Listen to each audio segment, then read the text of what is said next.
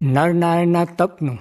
સ્વામિનારાયણ હરે સંવત 1877ના ભાદરવા સુધી પંચમીને દિવસ શ્રીજી મહારાજ ગામ શ્રી સારંગપુર મધ્યે જીવા ખાચરના ઓરડાની ઓસરીએ ઢોલિયા પર વિરાજમાન હતા અને સર્વ શ્વેત વસ્ત્ર ધારણ કર્યા હતા અને પોતાના મુખારની આગળ મુનિ તથા દેશ દેશના હરિભક્તની સભા ભરાઈને બેઠી હતી. પછી પરમાન સ્વામી પ્રશ્ન પૂછ્યો છે. શ્રીમદ ભાગવતમાં કહ્યું છે જે શ્રી નરનારાયણ ઋષિ જે તે બદ્રિકાશ્રમમાં રહ્યા થકા આ ભરતખંડના સર્વે મનુષ્યના કલ્યાણને અર્થે અને સુખને અર્થે તપને કરે છે, ત્યારે સર્વે મનુષ્ય કલ્યાણના માર્ગને વિશે કેમ નથી પ્રવર્તતા? પછી શ્રીજી મહારાજ બોલ્યા છે, એનો ઉત્તર તો તે શ્રીમદ ભાગવતના પંચમ સ્કંદને વિશે જ છે. જે એ ભગવાન તપ કરે છે તે તો પોતાના ભક્તને અર્થે કરે છે, પણ અભક્તને અર્થે નથી કરતા. કેવી રીતે?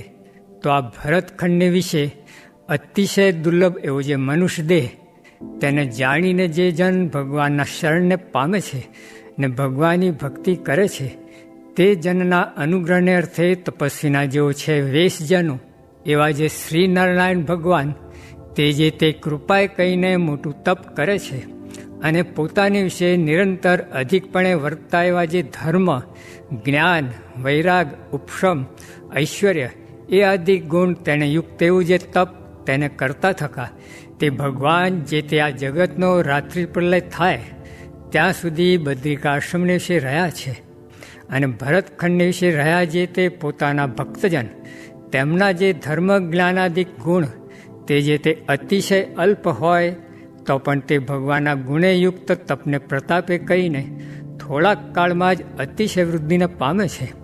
અને તે પછી તે ભક્તજનના હૃદયને વિશે ભગવાનની ઈચ્છાએ કહીને જણાતું જે અક્ષર બ્રહ્મ એવું તે જ તેને વિશે સાક્ષાત એવા જે શ્રી કૃષ્ણ ભગવાન તેનું દર્શન થાય છે. એવી રીતે જે પોતાના ભક્ત છે તેમનું તે ભગવાનના તપે કહીને નિર્વિઘ્ન કલ્યાણ થાય છે, પણ જે ભગવાનના ભક્ત નથી તેમનું કલ્યાણ થતું નથી. એવી રીતે પ્રશ્નનો ઉત્તર છે. ઇતિ વચનામૃતમ. એવી રીતે સારંગપુર પ્રકરણનું 16મું વચનામૃત જે તે થયું. જ્યારે ભગવાન રાજી થાય ત્યારે તેને બુદ્ધિયોગ આપે છે, કાં મોટા સાધુનો સંગ આપે છે, ને જ્યાં સુધી જે પુરુષને વિશે રજ તમ રહ્યો છે ને એમાં ધર્માદિક ગુણ જણાય છે પણ તેની એક સ્થિતિ રહેતી નથી, એમ પંચમ સ્કંદમાં કહ્યું છે. સ્વામિનારાયણ સ્વામીએ વાત કરી છે, જળ, અગ્નિ ને વાયુ એ સર્વેને હાથ પગ છે પણ તે આપણને દેખાતા નથી. તે જળ તાણે છે ને અગ્નિ બાળે છે ને વાયુ ઠેલે છે, એમ મહારાજે કહ્યું છે. સ્વામિનારાયણ સ્વામીએ વાત કરી છે, 5 વાતે સાનુકૂળ હોય ત્યારે પ્રભુ ભજાય. તે સંગ, શાસ્ત્ર, શ્રદ્ધા, રૂડો દેશ અને રૂડો કાળ. સ્વામિનારાયણ સ્વામીએ વાત કરી છે, ગામ કુંકાવાવના કરશન ભક્તે પૂછ્યું છે, મને તો તમારા વિના જૂનાગઢમાં કોઈ પાસે બેસવું ગમતું નથી ને તમારા વિના કોઈની વાત સાંભળવી ગમતી નથી, માટે એકલો બેસી રહું છું. ત્યારે સ્વામી બોલ્યા છે, એ તો રુચિ પ્રમાણે રહે છે. સ્વામિનારાયણ હરે સ્વામીએ વાત કરી છે, ગઢડામાં વાત કરી છે, આપણે ભગવાનમાં પ્રીતિ છે પણ જણાતી નથી.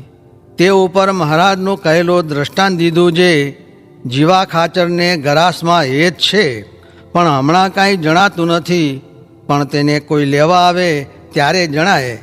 તેમ આપણને કોઈ સત્સંગ મુકાવવા આવે ત્યારે હેત જણાય. સ્વામિનારાયણ હરે સ્વામીએ વાત કરી છે, રુચિવાળા 5 ભેગા હોય કે 2 ભેગા હોય તો પણ લાખ કરોડ ભેગા છીએ, ને તે વિના તો ગમે તેટલા ભેગા હોય તો પણ એકલા છીએ.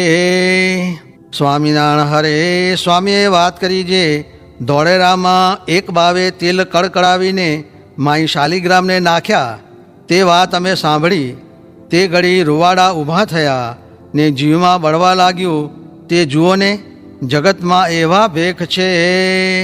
સ્વામિનારાયણ હરે સ્વામીએ વાત કરી છે, બીજા તો સુરા ભક્તના આપાના જેવા પુણ્ય કરે છે, તે આપો કાશીએ રૂપિયા 500 વાણિયાના વ્યાજે કાઢીને ગયા.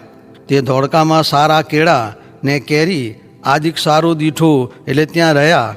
પછી બધું ખાઈને વરસ એક થયું ત્યારે વાંસ લઈને કાવડ કરી ને વચ્ચે સાબરમતીથી પાણી ભરીને આવ્યા.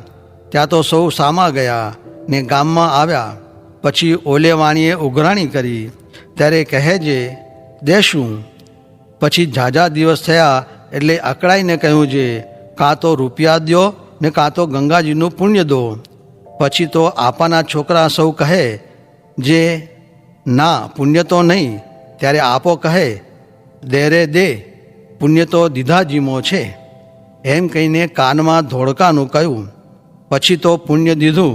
ત્યાં તો મર વાણિયાનો છોકરો, પછી બાયડી અને પછી પોતે, આ જો પુણ્ય જગતમાં એવા થાય છે.